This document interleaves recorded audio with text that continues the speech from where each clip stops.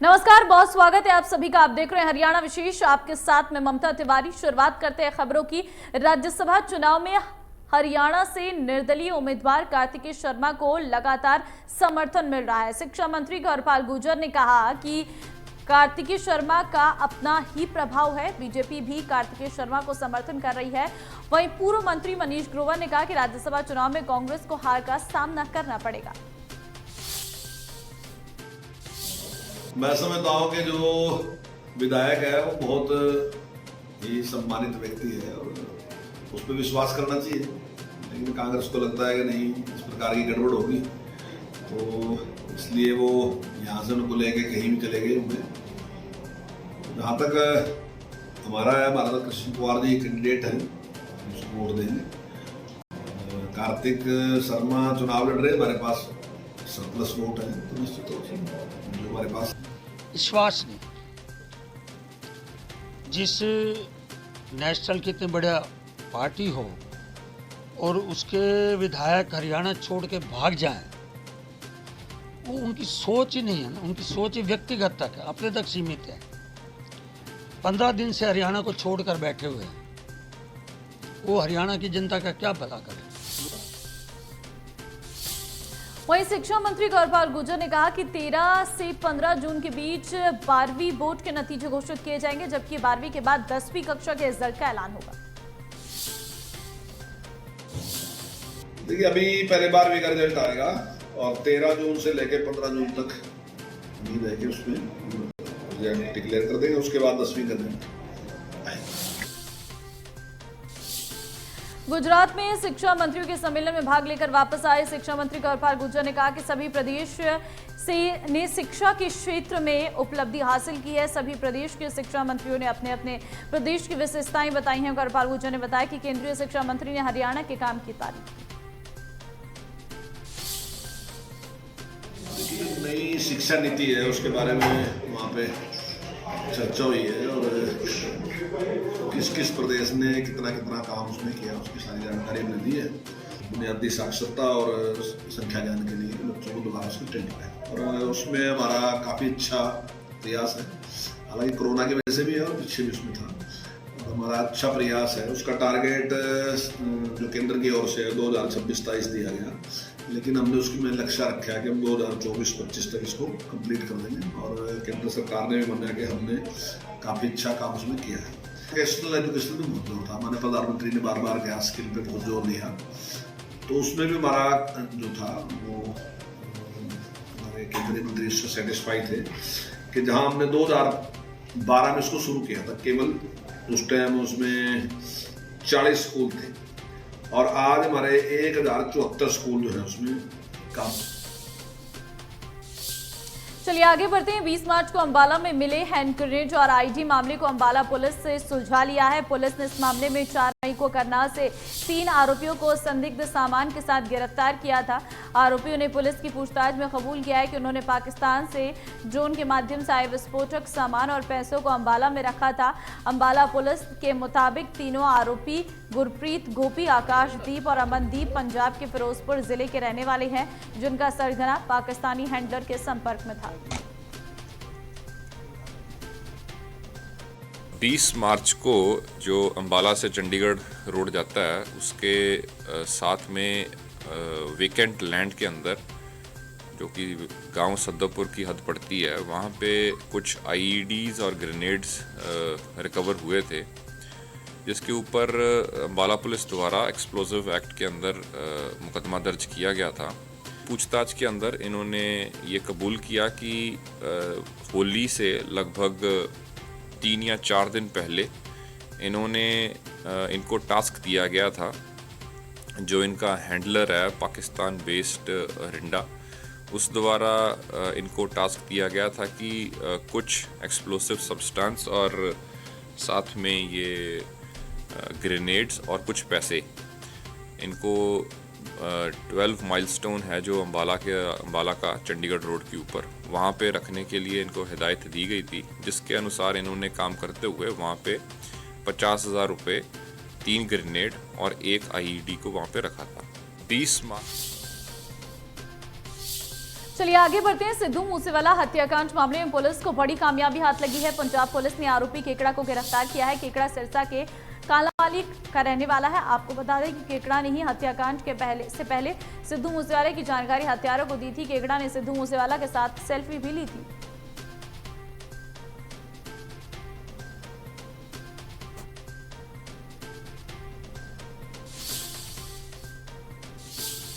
चलिए आगे बढ़ते हैं। सिद्धू मूसेवाला हत्याकांड के मामले में फतेहाबाद के गांव मूसे अहली से पंजाब पुलिस ने तीसरी गिरफ्तारी हुई है। सोनीपत के 2 शूटर्स अंकित जाटी और प्रियव्रत फौजी के बाद 7 बोलेरो गाड़ी में सवार चरणजीत और केशव से संबंध रखने वाले देवेंद्र उर्फ काला के घर पर रेड मारकर की गई गिरफ्तारी। इन्हीं चारों लोगों के द्वारा बोलेरो गाड़ी में किया गया था मूसेवाला का पीछा। बाप की गिरफ्तारी के बाद मीडिया के सामने आया बेटा का फिरोजपुर जेल में उनके पिता की केशव से मुलाकात हुई थी और इसी के चलते केशव चरणजीत के साथ एक बार उनके घर चाय पीने आया था। परिवार का कहना है कि इससे ज्यादा वे कुछ नहीं जानते। रात को 8 बजे पुलिस आई थी और मेरे पिताजी को लेके गई है।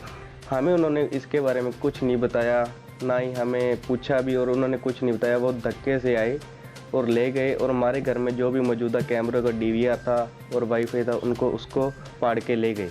2012 के केस में मेरे फादर साहब फिरोजपुर जेल में थे और वह केशव और मेरे पिताजी एक ही बैरक में थे।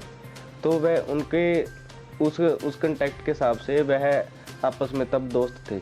हमें पहले भी पूछताछ के लिए 1 जून को हम वैष्णो देवी यात्रा से आ रहे थे और हमें रास्ते बठिंडे चेक पोस्ट पर रोका और हमें रास्ते में उठा लिया गया पंजाब पुलिस द्वारा और सारे को अलग अलग गाड़ियों में बिठा के ले गए। सारे मेरी माता थी, मेरी सिस्टर थी, मेरा भाई था और मेरा फादर साहब थे।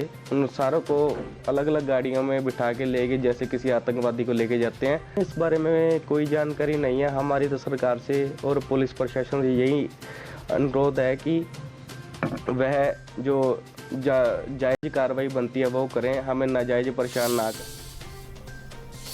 चलिए आगे बढ़ते हैं। सिद्धू मूसेवाला हत्याकांड में बड़ा खुलासा हुआ है और पंजाब पुलिस ने 8 शार्प शूटर्स की पहचान कर ली है। ये पंजाब, हरियाणा, राजस्थान और महाराष्ट्र के रहने वाले हैं। सभी sharp shooters gangster Lawrence gang के हैं। पंजाब पुलिस को शक है कि इन्हीं ने 29 मई को मानसा में पंजाबी सिंगर की गोली मारकर हत्या की थी। इनकी पहचान होने के बाद अब 4 राज्यों की पुलिस इनके पीछे है। इसके अलावा इन कातिलों को हथियारों और गाड़ी देने वाले हत्या के पहले रुकाने के लिए ठिकाना उपलब्ध कराने वाले पर शिकंजा कसना शुरू कर दिया है। रविवार देर रात को पंजाब पुलिस ने एक बार फिर से हरियाणा के फतेहाबाद में दबिश दी, जहां पुलिस ने CIA की मदद से मूसावाली गांव के देवेंद्र उर्फ काला को गिरफ्तार किया है। मूसावाला हत्याकांड में फतेहाबाद से तीसरे व्यक्ति की गिरफ्तारी हुई है। इससे पहले पुलिस बिरझाना से पवन और नसीब को अरेस्ट कर चुकी है। इन दोनों से मिली जानकारी के मुताबिक काला को पकड़ा गया है। बता दें कि सिद्धू मूसेवाला की हत्या 29 मई को की गई थी। वारदात में एक बोलेरो गाड़ी का भी इस्तेमाल हुआ था जो कि 25 मई को फतेहाबाद में रतिया चौंकी से होते हुए हस्सामपुर के रास्ते पंजाब गई थी।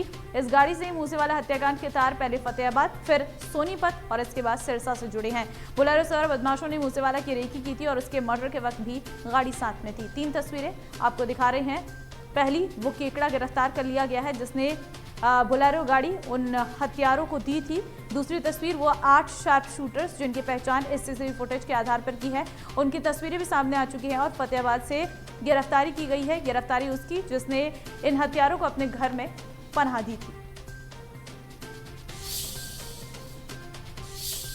करनाल के पाल नगर में 2 पक्षों में खूनी संघर्ष देखने को मिला, जहां आपसी कहासुनी को लेकर 2 पक्ष भिड़ गए, जिसमें एक व्यक्ति गंभीर रूप से घायल हो गया जिसकी इलाज के दौरान मौत हो गई है। दोनों की मौत के बाद परिजनों ने कार्रवाई को लेकर रोड जाम कर दिया है। जाम की सूचना मिलने पर पुलिस मौके पर पहुंची और आश्वासन देकर जाम खुलवाया। रामनगर की SHO किरण ने बताया कि पाल नगर में 2 पक्षों के बीच में झगड़ा हुआ था जिसमें किशोर नंद नाम की व्यक्ति की मौत हुई है। फिलहाल पुलिस ने मामला दर्ज कर जांच कर ली और जल्द ही आरोपी की गिरफ्तारी की जाएगी। वहीं मृतक की पत्नी और परिजनों का कहना है कि 2 जून को वो घर के बाहर बैठे थे, उस वक्त बिजली बंद थी। इस दौरान सामने वाले घर में पड़ोसी आपस में झगड़ा कर रहे थे, तभी नंद किशोर वहां गए तो पड़ोसी ने नंद किशोर पर तेजधार हथियार से हमला कर दिया, जिसके बाद इलाज के दौरान नंद किशोर की मौत हो गई। हम अपने घर पे बैठे हुए थे, दरवाजे के पास लाइट नहीं थे, तो पड़ोस में आमने सामने जो हमारे घर थे ना, उनके साथ थोड़ा सा तू मैं अंदर हो रहा था उनकी, तो मेरे हस्बैंड दरवाजा उनके खड़खड़ा करे चुप हो जाओ, लड़ा झगड़ा मत। बाकी तीसरा जो हमारी पड़ोसी था साथ वाला, उन्होंने ऐसे ही करके गया, लोहे का कुल्हाड़ी लेके आया, लोहे का ऐसे पाइप ना गंडा सा जैसा था, एकदम से मेरे घर वाले पीछे से वार किया। ये दो पक्षों में लड़ाई झगड़ा हुआ है और लड़ाई झगड़ा होने के बाद दोनों पार्टी के एक बंदा हॉस्पिटल में एडमिट हुआ है और जो आज दौरान इलाज उसकी मृत्यु हो गई एक पक्ष में से। इसमें जिस भी समय भी हमारे पास कंप्लेंट आई उसी समय हमने मुकदमा दर्ज करके और कार्रवाई अमल में लाई और अभी भी जो कार्रवाई है वो अमल में लाई जाएगी। चलिए आगे बढ़ते हैं। गुरुग्राम में चलती कार में आग लग गई। हालांकि कार चालक ने कूदकर अपनी जान बचाई और पलवल के होटल में स्कूल बस में आग लग गई। हाईवे पर स्कूल बस धूं-धूं कर जली। वहीं फरीदाबाद के सेक्टर 15 अजरौंदा मेट्रोल स्टेशन से 100 मीटर दूरी पर खड़े ट्रक पर आग लगी। आग लगते ही समय से ड्राइवर ट्रक से बाहर निकलकर अपनी जान बचाई। आग इतनी भयंकर थी कि पास में खड़े दूसरा ट्रक भी उसकी चपेट में आ गया। सूचना मिलने पर पहुंची फायर ब्रिगेड की गाड़ियों ने कड़ी मशक्कत के बाद आग पर काबू बताया जा रहा है कि ट्रक में केमिकल था, इसके चलते आग लग गई। 3 तस्वीरें गुरुग्राम, पलवल और फरीदाबाद की। आज हरियाणा के 3 शहरों में आग का तांडव देखने को मिला। गुरुग्राम में जहां आग का तांडव देखने को मिल रहा, वहीं पलवल में स्कूल बस जल गई, फरीदाबाद में 2 ट्रक जल गए और गुरुग्राम में भी कुछ यही तस्वीरें नजर आई।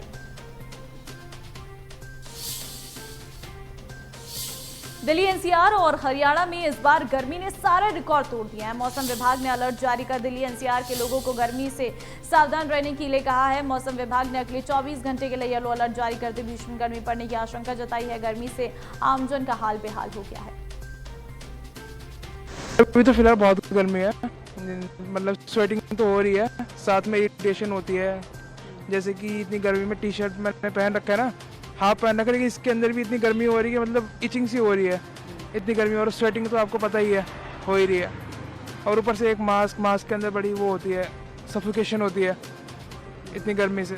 फिलहाल तो भी मानसून आने वाला है, लेकिन अभी ये 2-3 दिन बढ़िया मौसम था। अभी तापमान में शायद 42 डिग्री है, बीच में 49 डिग्री हुआ था। फिलहाल से पहले से थोड़ा कम है, लेकिन इतना कम भी नहीं है कि बंदा आराम से घूम सके। बहुत गर्मी है, बहुत परेशानी। धूप तो बहुत तेज हो रही है, इतना तेज हो रहा है कि शरीर पूरा वो हो जा रहा है। बहुत धूप है, पानी तो लेकर चलना ही पड़ रहा है, नहीं तो आदमी का पूरा गला सूख जा रहा है थोड़ी देर चलने के बाद ही। बहुत तेज धूप। लगातार बढ़ रही तापमान के चलते हिसार में पारा 46 डिग्री के पार पहुंच गया है। भीषण गर्मी के चलते चल रही लू से लोगों का हाल बुरा है। ऐसे में लोग घरों में काम से बाहर भी नहीं निकल पा रहे हैं और सिर्फ काम के लिए ही बाहर निकल रहे हैं। देखिए प्रवीण कुमार की रिपोर्ट। में लगातार गर्मी बढ़ती जा रही है। अगर गर्मी की बात की जाए, अब दोबारा से 45 से 46 डिग्री तक तापमान पहुंच गया है। इस समय हम हिसार के जो बालसमंद के गांव में मौजूद है। आप देख सकते हैं यहाँ कितनी ज़बरदस्त धूप पड़ रही है, खेतों में काफ़ी गर्मी दिख रही है दूर से। इतने से मतलब रोड पे भी यहाँ कोई दिखाई नहीं दे रहा है। यहाँ पर रोड का अगर दृश्य दिखाऊं तो बिल्कुल सूने रोड पड़े हैं। तो हमारे साथ यहाँ कुछ बालसमंद के जो लोग हैं, इनसे हम बातचीत करते हैं। तो गर्मी का असर कितना देखने को मिला है, भूपेंद्र कासनिया जी, इनसे बात करेंगे। भूपेंद्र जी, गर्मी का असर कितना देखने को मिला है? देखिए, अभी तो हम पेड़ की छाया नीचे खड़े हैं। असर तो अब आप अगर मिट्टी को हाथ में लोगे या इसमें आप पापड़ रख दो तो पापड़ सीख जाएगा। तो आदमी के ऊपर असर कितना है। हीट स्ट्रोक के केस भी आ रहे हैं। और इस मौसम में मतलब रात को जैसे ठंड हो जाती है, दिन में इतनी गर्मी आती है, जुकाम खांसी के इतने ज़्यादा केस हैं इस बार की गर्मी ने। और बहुत जल्दी आने से और इतनी ज़्यादा आने से बड़ा ज़्यादा मतलब आमजन बहुत ज़्यादा परेशान है। तो हमारे साथ एक और भी जो शख्स मौजूद है, इनसे बात करेंगे। तो इस बार गर्मी अभी कितनी पड़ रही है? अभी आज की बात की जाए, बहुत गर्मी पड़ रही है जी। पिछले 3 दिन से तो बहुत ही ज़्यादा। अभी मैं रास्ते से आ रहा हूँ तो रोड के ऊपर कोई ट्रैफिक नहीं था। गाड़ियों के टायर जो है वो बिल्कुल गर्म हो रहे हैं थोड़ी दूर चलने के बाद ही। और हमारा पेट्रोल पंप का बिजनेस है, तो दिन में यहाँ पे 11-12 बजे के बाद नामात्र की सेल रह रही है, क्योंकि बड़ी गाड़ियाँ चलती नहीं। 5 किलोमीटर चलते ही तो टायर गर्म हो जाते हैं। तो हमारे साथ ये भी जो एक और व्यक्ति हैं मौजूद, इनसे हम बातचीत करेंगे कि जो इस बार गर्म हवाएं कितनी चल रही है, कितनी तेज असर पड़ रहा है लोगों पे। गर्मी का तो बहुत तगड़ा असर है जी। गर्मी से एकदम घर से भी बाहर निकलते हैं तो एकदम वो बीमार होने का खतरा है उससे। और यहाँ पानी की तो बड़ी भारी संकट है जी, पानी का भी। गर्मी तो और ज़्यादा बढ़ने लग रही है जी। पानी की भी सुविधा चाहिए गर्मी बचाने के लिए। जी, आप देख सकते हैं लोगों ने यही बताया कि पूरे प्रदेश में गर्म हवाएं लगातार चल रही है। गर्मी का असर मतलब आम जनजीवन में देखने को मिला है और जनजीवन अस्त व्यस्त हो गया है। तो ऐसे में लोगों ने यही बताया कि अगर बाहर निकलें तो पानी की बोतल साथ लेके निकलें, अंगोछा लेके साथ निकलें, तो अपना ज़्यादा से ज़्यादा बचाव किया जाना चाहिए। Praveen Kumar, India news, Hisar. चलिए आगे बढ़ते हैं। भीषण गर्मी के कारण जहां आम जनता, आम आदमी बेहाल है, वहीं अब इस झुलसती गर्मी ने फसलों पर भी अपना असर दिखाना शुरू कर दिया है। रादौर क्षेत्र में टमाटर की फसल इस वक्त झुलसा रोग के चपेट में है। किसानों की माने तो वे फसल को बचाने के लिए हर प्रकार की कोशिश कर चुके हैं, बावजूद इसके उनकी फसल लगातार सूखती जा रही है, जिससे उन्हें प्रति एकड़ हजारों रुपए का नुकसान झेलना पड़ रहा है। टमाटर उत्पादक किसान रोशन लाल ने बताया कि इस साल टमाटर का भाव अच्छा मिल रहा है, लेकिन गर्मी के कारण फसल में आई बीमारी के कारण फसल की ग्रोथ रुक जाने से इसका उत्पादन प्रभावित हुआ है, जिसके कारण उन्हें आर्थिक रूप से नुकसान झेलना पड़ रहा है। भीषण गर्मी का असर किसानों की चिंता इस वक्त बढ़ी हुई है।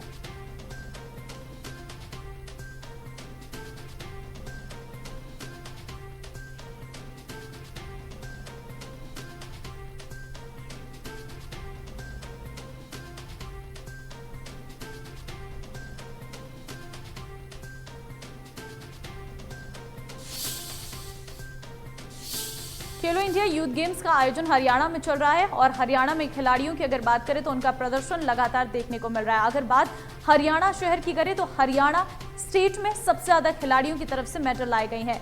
देखिए हमारे संवाददाता की रिपोर्ट। इंडिया यूथ गेम की मेजबानी करने वाला हरियाणा प्रदेश गेम्स के अंदर किसी से कम नहीं है। यहाँ की कबड्डी और कुश्ती टीम्स के बारे में पूरा देश और पूरा विश्व जानता है। ऐसे में खेलो इंडिया यूथ गेम के अंदर अब हरियाणा के खिलाड़ियों ने अपना परचम लहरा दिया है, क्योंकि हरियाणा प्रदेश खेलो इंडिया यूथ गेम के अंदर पहले स्थान पर आ चुका है। जी हां, हरियाणा प्रदेश के खिलाड़ियों ने खेलो इंडिया यूथ गेम के अंदर 29 मेडल हासिल किए हैं।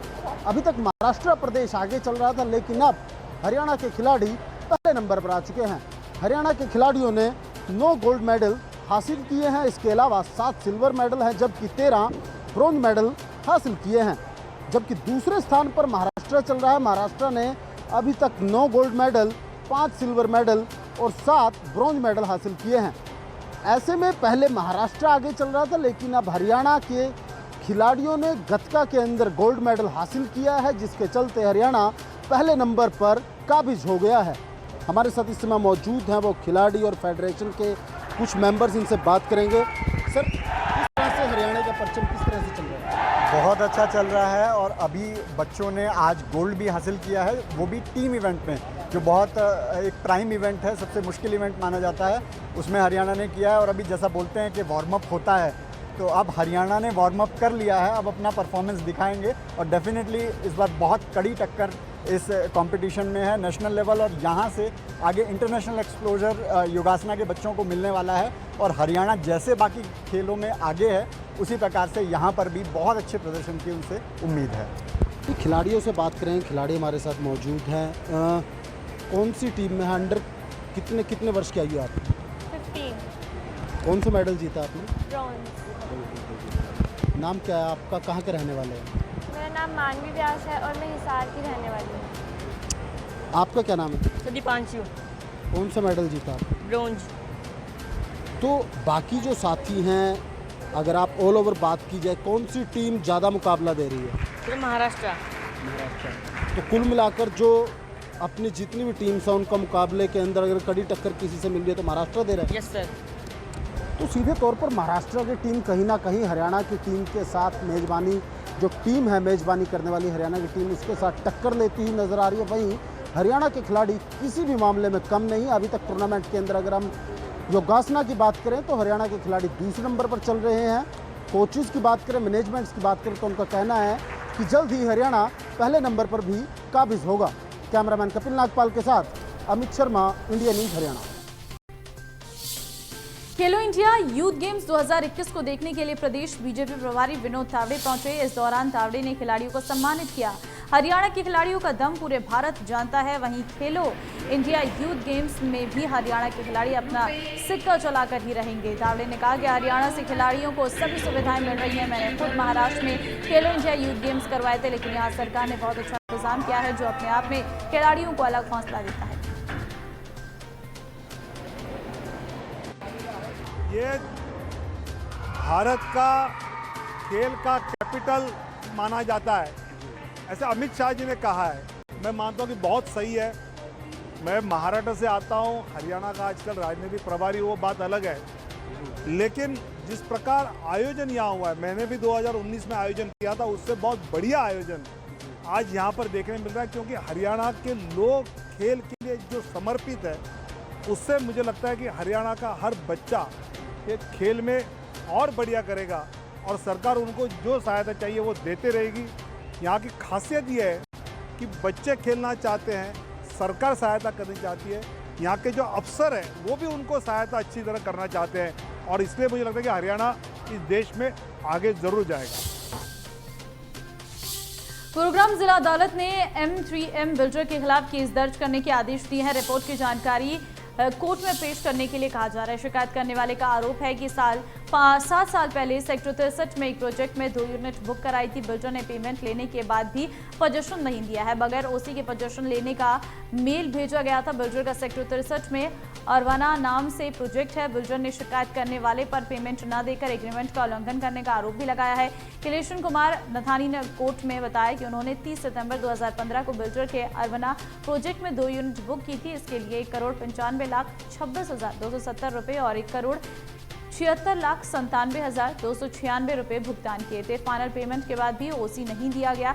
कई बार कहने पर भी उनको ओसी नहीं दिया गया। इसके बाद फिर बिल्डर ने 20 अगस्त 2020 को दोनों यूनिट कैंसिल करने का ईमेल भेज दिया। उनके पैसे भी वापस नहीं लिए गए हैं। जुडिशियल मजिस्ट्रेट हर्ष कुमार सिंह की कोर्ट ने मामले की जांच के बाद एफआईआर दर्ज करने के आदेश दिए हैं। इस बीच बिल्डर ने भी कोर्ट के एफआईआर के खिलाफ कोर्ट में याचिका लगाई है, जिसमें M3M बिल्डर ने बायर अखिलेश नथानी पर वक्त पर पेमेंट नहीं देने का आरोप लगाया। फिलहाल जिला कोर्ट ने बिल्डर की याचिका पर सुनवाई करते हुए एफआईआर पर रोक लगा दी है। मामले की अगली सुनवाई 7 जून को होगी। मामला ये है कि 2 कमर्शियल यूनिट अलॉट होती हैं हमारे क्लाइंट को, जो इनकी लगभग वैल्यू 2 करोड़ ईच है, तो लगभग 4 करोड़ की कमर्शियल यूनिट अलॉट होती हैं। और जो ये अखिलेश कुमार नथानी जो कंप्लेनेंट थे, इन्होंने एक अमाउंट बिल्डर को दिया 30 से 40%। उसके बाद जो बाकी पेमेंट होनी थी वो ऑक्यूपेशन सर्टिफिकेट आने पे होनी थी। ये M3M India private limited developer का नाम है। और ये अलॉटमेंट के बाद जब डेवलपर ने बाकी का पैसा मांगा तो क्लाइंट ने अखिलेश नथानी ने उनसे ऑक्यूपेशन सर्टिफिकेट मांगा, क्योंकि अग्रीमेंट के तहत जो आखिरी किस्त ड्यू थी वो तभी ड्यू थी जब ऑक्यूपेशन सर्टिफिकेट डेवलपर के पास आ जाएगा। और ऑन रिकॉर्ड जो डेवलपर ने बिना ऑक्यूपेशन सर्टिफिकेट के तब तक आया भी नहीं था, प्रोजेक्ट पूरी तरह से कंप्लीट भी नहीं था, पूरा पैसा मांगा। जब क्लाइंट ने उसको देने से मना किया अखिलेश कुमार नथानी ने, तो उन्होंने उनकी यूनिट कैंसिल कर दी। और जो उनका अमाउंट था, जो पेड अमाउंट था, तो लगभग उसमें से जो 40 लाख रुपए उन्होंने पे कर रखे थे यूनिट के लिए, वो फोरफीट कर लिए डेवलपर ने। तो ये मामला था और इस पर कोर्ट ने संज्ञान लेते हुए कहा कि ये चीटिंग का केस है, क्योंकि आपने पैसा पूरा ले लिया है बायर से, पूरा इन द सेंस जो उस समय तक ड्यू था, और बिना ऑक्यूपेशन सर्टिफिकेट के कोई भी पोजेशन एक लीगल पोजेशन नहीं था। तो इस पे संज्ञान लेते हुए कोर्ट ने एफआईआर का आदेश दिया। हरियाणा विशेष में फिलहाल के लिए बस इतना ही। बाकी अन्य खबरों के लिए आप बने रहिए इंडिया न्यूज हरियाणा के साथ। नमस्कार।